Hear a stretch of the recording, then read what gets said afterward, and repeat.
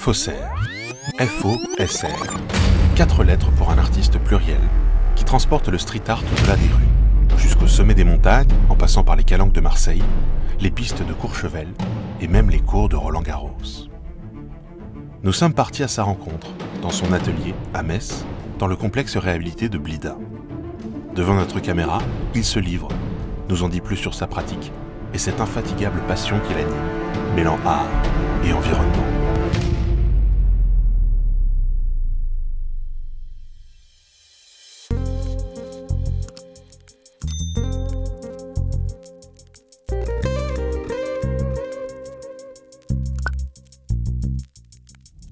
Bonjour Faussaire. Hello. Merci de nous accueillir ici à Blida dans ton atelier. Avec grand plaisir, ouais, surtout. Devant tes œuvres justement. Ouais, carrément. Et avec grand plaisir de t'accueillir ici, parce que j'y suis rarement là. Donc, Ah oui, c'est vrai, on tombe bien là. Vous tombez parfaitement bien. Alors peut-être une première question. Qui es-tu, Faussaire? Alors je m'appelle Faussaire, j'ai 30 ans cette année. Ça fait 11 ans que j'ai commencé à peindre et ça fait 6 ans maintenant que je le fais en professionnel. Ok. Et l'idée, tout simplement, Faussaire, c'est exporter le street art en dehors des rues, l'amener au sommet des montagnes, dans le ciel, au milieu de l'océan, là où on n'attend pas à trouver de l'art, par exemple. Ok, bon, on va reparler de tout ça, mais donc, en fait, tu es 100% autodidacte. 100% autodidacte, ouais, carrément, j'ai un bac pro commerce en poche, Okay. très beau diplôme. Et j'ai quand même fait 1 an en MANA, mise à niveau en art appliqué à l'école de Condé, à Nancy.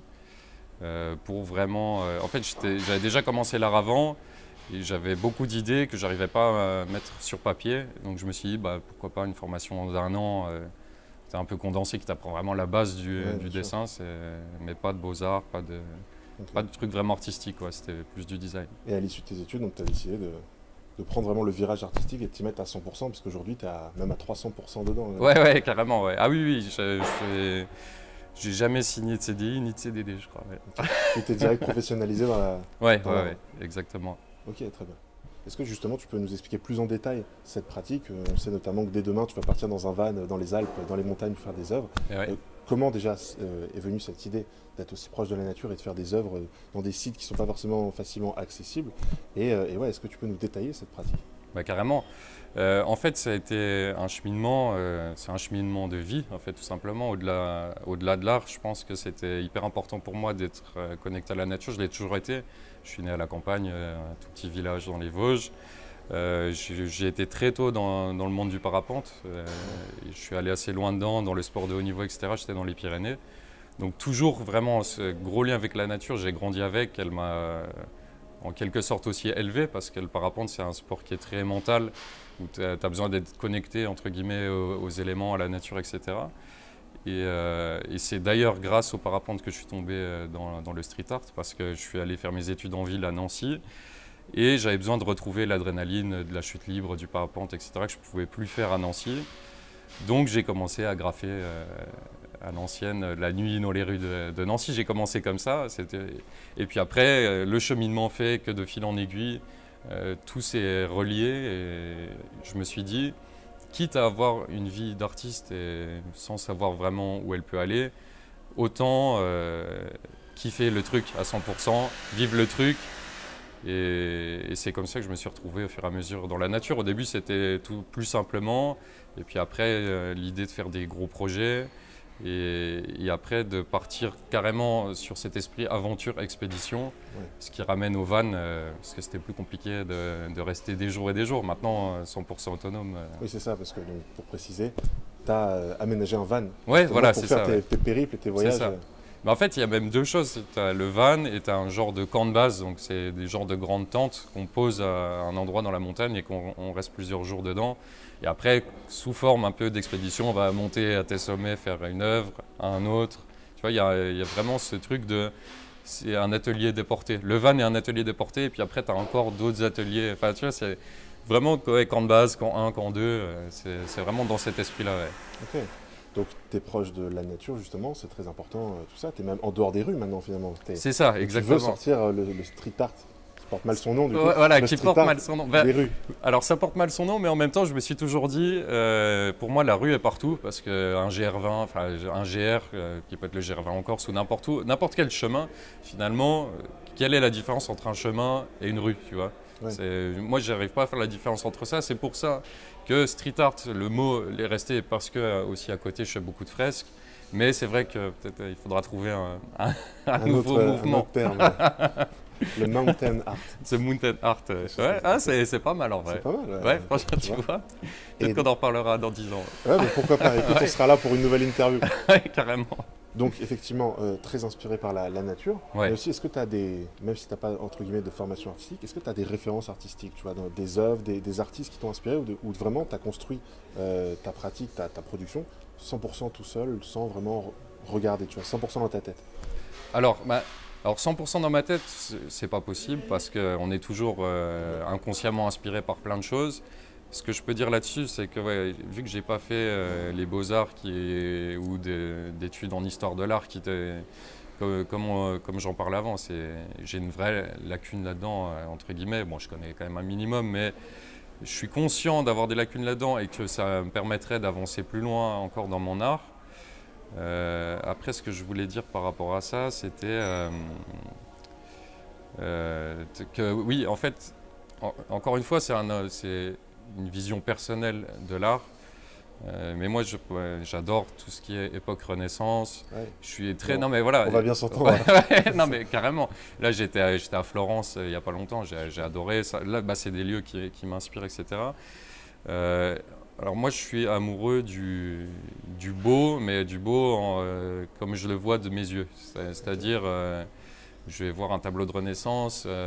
Pour moi, il y a vraiment quelque chose par rapport à des mouvements qui m'inspirent beaucoup moins. Par exemple, je ne sais même pas si on peut appeler ça un mouvement, mais plutôt une mode. Tu sais, les trucs Hermès, Chanel, tout ça. Enfin, pour moi, on est très très loin de l'art et pour moi ça ne correspond pas à l'art actuel en tout cas. Ouais. Là on est plus sur un business, ce qui est important, hein, l'aspect business dans l'art, je le vois aussi de cette manière, mais pour moi c'est important quand on fait de l'art, je pense qu'on ne choisit pas d'être artiste, je pense que ça vient à soi. Une vocation.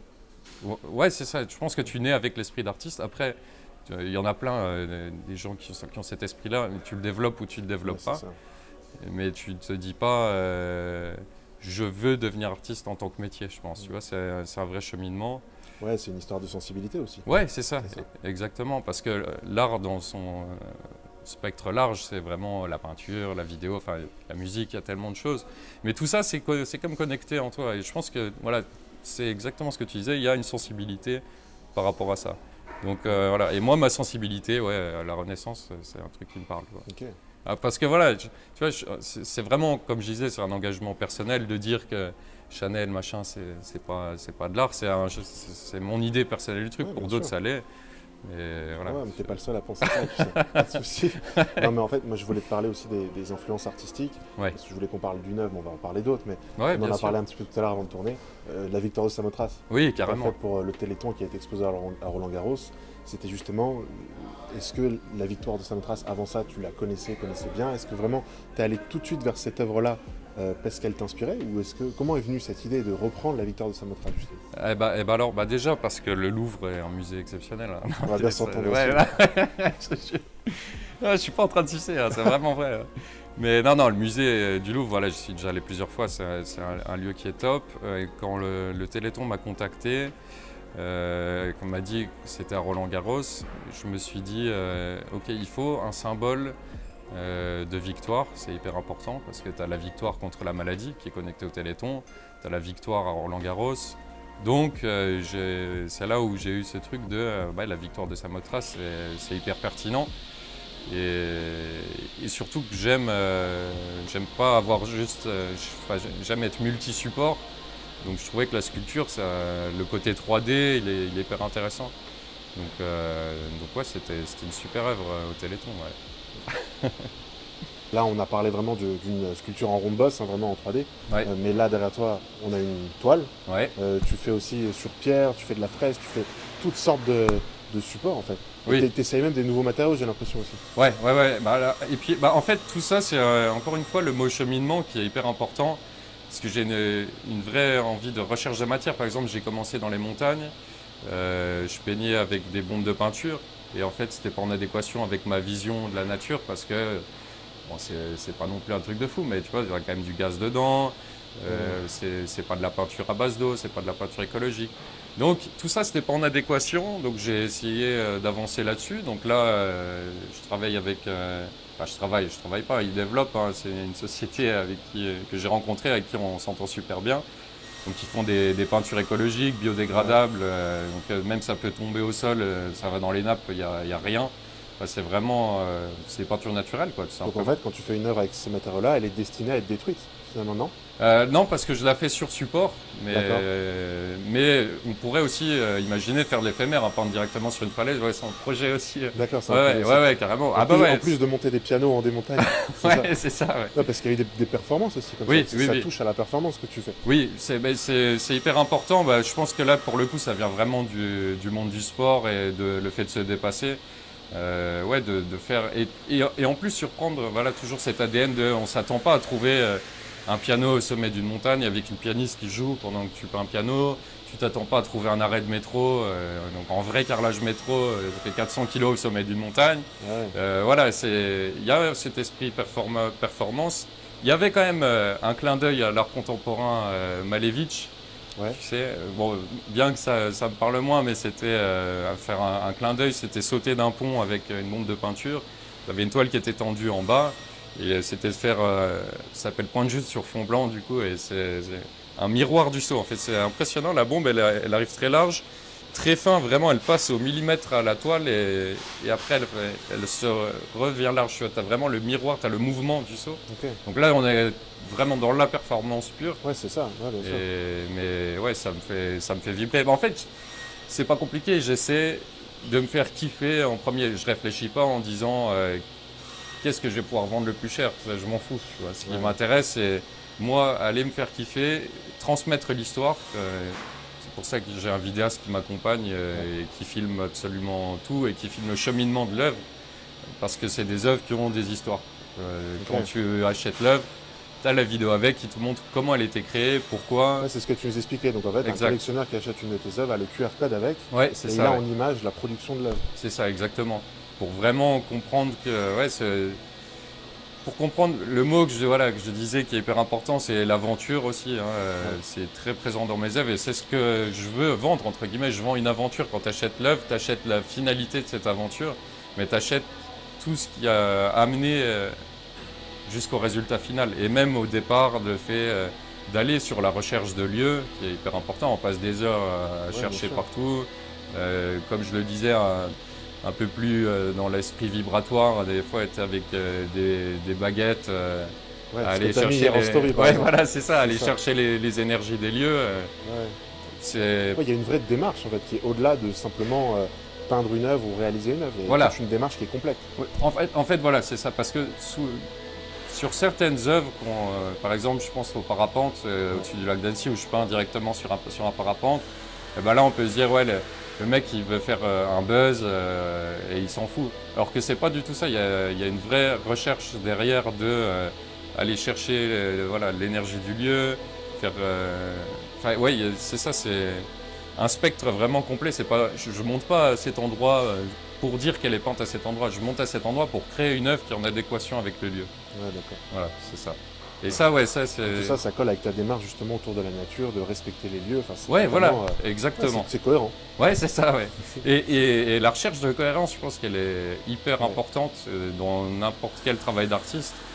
Et c'est vrai que je suis content parce que au début, tu sais pas forcément où tu vas, mais... Et puis au début, tu as l'impression que que tu peux tout faire d'un coup, mais tu te rends compte avec le temps que c'est une démarche très long terme au final.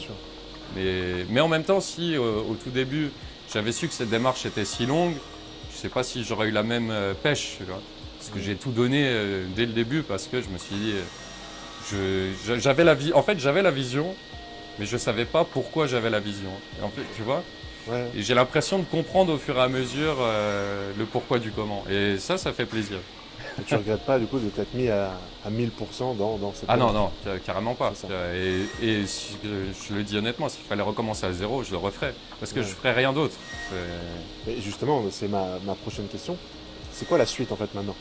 Où t'en es là? Et comment tu vois les choses après? On a parlé tout à l'heure de galeries, de choses comme ça. Ouais. Donc tu t'es professionnalisé, tu as des commandes, on parlait de clients, il y a eu des choses type le Téléthon. Ouais. Ça marche bien, c'est cool. Ouais, non, c'est vraiment cool.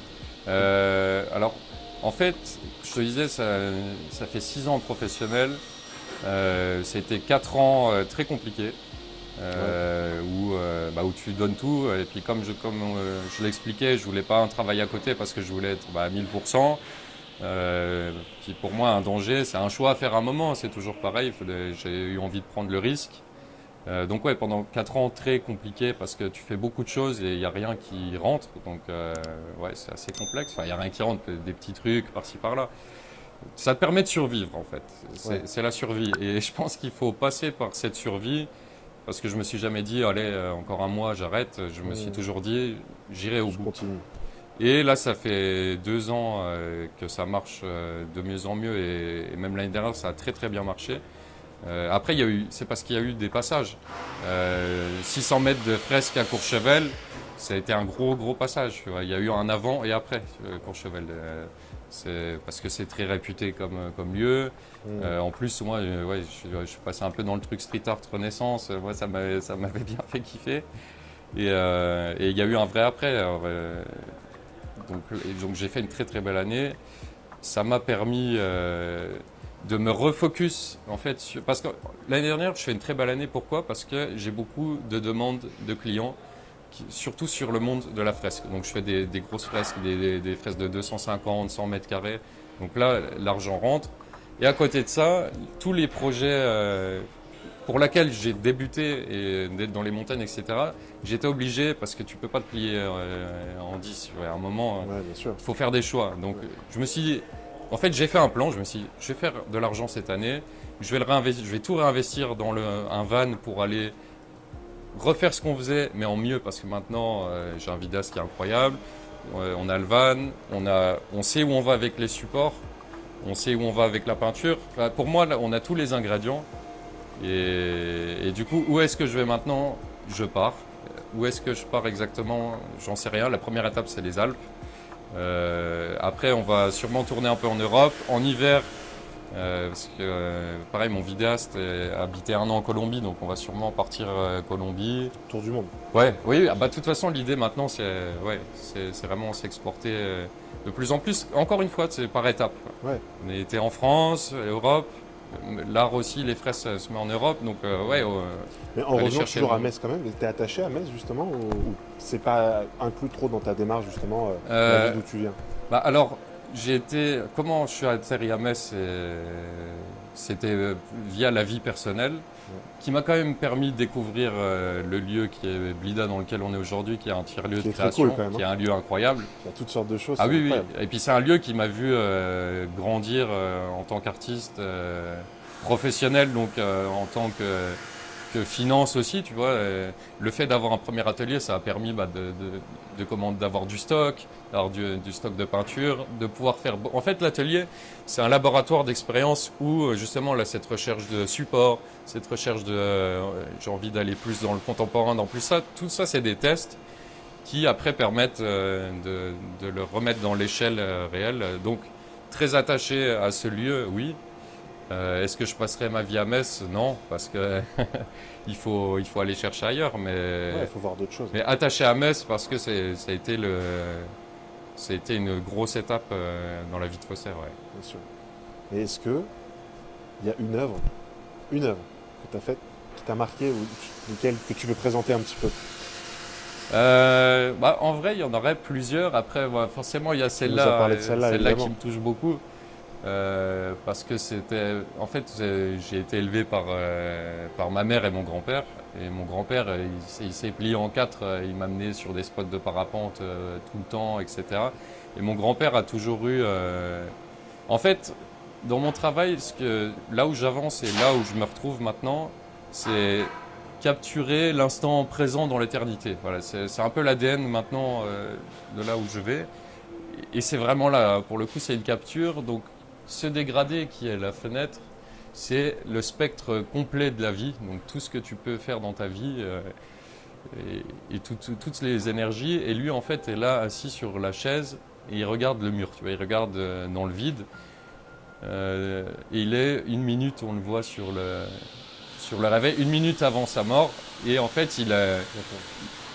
c'est pas qu'il a perdu le goût à la vie, mais c'est qu'il attend la mort. Et en fait, c'est un message d'espoir, tu vois, de se dire, putain, si dans la vie, on a la chance d'arriver à ce stade où tu as accompli tout ce que tu voulais, tu vois, un peu cette fenêtre, tu as accompli le spectre complet de la vie et tu n'as plus qu'à attendre d'avoir la suite, tu vois. C'est hyper beau au final, tu vois. Donc c'est pour ça que j'aime cette toile, c'est qu'elle est à la fois très triste pour moi et puis peut-être un petit peu pour tous parce qu'on perd tous des proches à un moment dans sa vie. Mais c'est dire, voilà, finalement, il avait de la chance d'être là, cette minute-là, tu vois. C'est beau. C'est beau. Et ça, par exemple, c'est une œuvre que tu as faite pour toi. Oui, c'est le plus pour moi. Ouais. Et est-ce que dans les prochains mois, il y a des commandes un peu cool, des choses dont tu peux nous parler ou c'est pas trop alors, des commandes un peu cool. En fait, les commandes qui vont être cool, c'est une commande personnelle qui est à destination d'être vendue, de travailler sur un nouveau support que je trouve incroyable, donc qui est de la pierre. Ouais. Et en fait, je travaille avec une boîte qui est basée à Paris, qui s'appelle Stoneleaf. On vient de commencer un partenariat ensemble. Donc là, ils m'envoient des matières et je les voulais absolument parce qu'en fait, c'est de la pierre naturelle, mais sur une couche très fine. Donc, c'est-à-dire que ça pèse 3 kg au mètre carré, je crois. C'est un truc de fou. Et c'est du marbre et c'est du grès. Ils arrachent de la pierre et comme une épilation, en fait, un peu, tu vois. Et ça me permet d'être sur un support qui est entièrement naturel et ça a tellement de sens par rapport au fait. C'est comme si, finalement, dans la nature, j'arrachais un petit morceau de la nature et je vais lui rendre hommage en allant la prendre dans la nature, tu vois. J'adore ce concept. Ok. Cette recherche de support, elle me plaît beaucoup. Ouais. Trop bien. Et entrepreneuriat, justement, parce que donc, tu t'es professionnalisé, j'imagine que tu as créé une boîte, en tout cas, pour essayer de rendre la chose, de vendre des œuvres, tu vois, de faire un truc plus cadré. Comment tu as construit justement cette professionnalisation? Est-ce que tu fais toi-même ta com, tu utilises quoi comme canaux? On sait que tu es sur Insta, évidemment, tu es très actif. Ouais. Comment, en tant qu'artiste, tu construis tout cet aspect qui n'est pas du tout artistique, qui peut être pour beaucoup un peu chiant, on va pas se mentir, mais qui est ultra important. Si tu veux, en fait, t'as beau faire des trucs incroyables, clairement, si t'es pas vu, ça peut être compliqué. Est-ce que tu as une vraie strat derrière? Comment tu as construit le truc? Et ça a été la grosse problématique pendant beaucoup de temps, quoi, parce que c'est exactement ce que tu peux faire, un truc de malade, mais si tu n'as personne pour relayer, c'est comme si tu n'avais rien fait. Et ça a été, moi, ma problématique pendant beaucoup d'années, et jusqu'à ce que... parce qu'en fait, si tu veux, pour moi, les réseaux sociaux, c'est génial, mais tu as une vraie problématique et que je bute encore aujourd'hui, c'est que pour vraiment faire marcher l'algo et tout ça, en général, il faut reprendre un peu ce qui marche et refaire pareil. Et en tant que créateur, c'est compliqué parce que j'ai pas envie de copier un truc pour que ça marche et tout ça. Donc ça a été une grosse problématique pendant des années, ça n'a pas du tout marché. Après, bon, j'ai eu la chance de faire des gros events et quand même des vidéos qui ont super bien marché, comme le parapente. Le parapente, ça a quand même pas mal explosé sur les réseaux. Ce genre d'image, de toute façon, ça marchera toujours. Voilà, même si tu n'es pas dans les tendances. C'est ça, exactement. C'était pas une tendance, c'était pas une trend ou quelque chose. Mais en fait, je pense que c'était quand même assez cool pour passer ce cap que l'algorithme a vu que ça marchait et l'a poussé. Ouais. Donc c'est... En fait, la finalité des réseaux sociaux, c'est la visibilité, se faire voir par la visibilité. C'est pas l'argent forcément. Ce qui permet de se faire financer par rapport à ça, moi maintenant, c'est de travailler avec des marques. Ouais, donc ça, c'est top. Est-ce que par exemple, tu as déjà eu des commandes via Insta par exemple? Est-ce que tu as rencontré des clients, des nouveaux clients via les réseaux sociaux? Ouais, carrément. Ouais, j'ai vendu des toiles par Instagram. Ouais. Et justement, cette question-là se pose aussi de vendre tout seul, vendre à travers une galerie. Si tu as une galerie, quelle galerie choisir? je dis choisir, mais en plus le mot est compliqué parce que c'est très complexe de rentrer en galerie. Ouais, tu choisis la galerie qui vient vers toi. Voilà, c'est ça. Et en fait, ouais, je comprends ça aussi, que démarcher c'est important, mais je pense qu'une galerie qui veut travailler avec toi, en fait, c'est elle qui viendra à toi et pas l'inverse. Enfin, sur les très grosses galeries, en tout cas, c'est ce point de vue que j'ai. Ils viendront parce qu'ils auront vu ce que tu as fait, justement, parce que tu as construit une stratégie de com derrière. Exactement, c'est ça. Et en fait, voilà. Tu te fais voir. C'est ça. C'est pour ça que les réseaux sociaux, pour moi, aujourd'hui, c'est très important. Que c'est pas l'objectif final. J'ai pas envie d'être influenceur sur les réseaux sociaux. J'ai envie que mon travail soit assez vu pour vraiment être présent dans le marché de l'art. Ok. Voilà. Tu as raison. Oui. De toute façon, c'est comme ça que ça marche. Oui, c'est ça. Parce que j'ai plus envie de faire à l'ancienne, d'envoyer un portfolio en demandant d'être appelé. Oui. Je vois pas les choses comme ça. C'est vrai que être artiste, c'est un parcours du combattant de toute manière. Si tu veux en vivre et si tu veux réussir, encore une fois, peu importe ce que tu produis, c'est toute une histoire derrière de connexion, de réseau, de rencontres aussi. Et c'est pas nouveau. Hein. On pourrait se dire, aujourd'hui, il y en a trop sur le marché, il y a trop de gens, c'est plus difficile de réussir qu'avant. Pas du tout. Un mec comme Modigliani, en 1920, il était déjà en galère, même s'il vendait 2-3 toiles. Sauf qu'aujourd'hui, tu vois où il en est, Modigliani. Les toiles se vendent 20 millions d'euros. Donc, à chaque époque, ça a toujours été comme ça. Être artiste, on le sait bien, c'est pas un parcours tout tracé. Hein. Non, bien sûr. T'as pas choisi d'être informaticien ou plombier, tu vois. Donc non, c'est cool que tu aies cette dynamique, justement, de faire des choses qui peuvent être un peu rébarbatives et chiantes à faire. Hein. Mais tu es obligé de le faire de toute façon si tu veux. Parce que oui, tu peux avoir un talent de fou, c'est pas pour ça que ça va marcher. Et l'inverse est vrai aussi. Et le message que je trouve qui est vachement cool, qui correspond à la vie globale, hein, pas juste à l'art, mais c'est qu'il ne faut pas sous-estimer que le moindre choix que tu fais.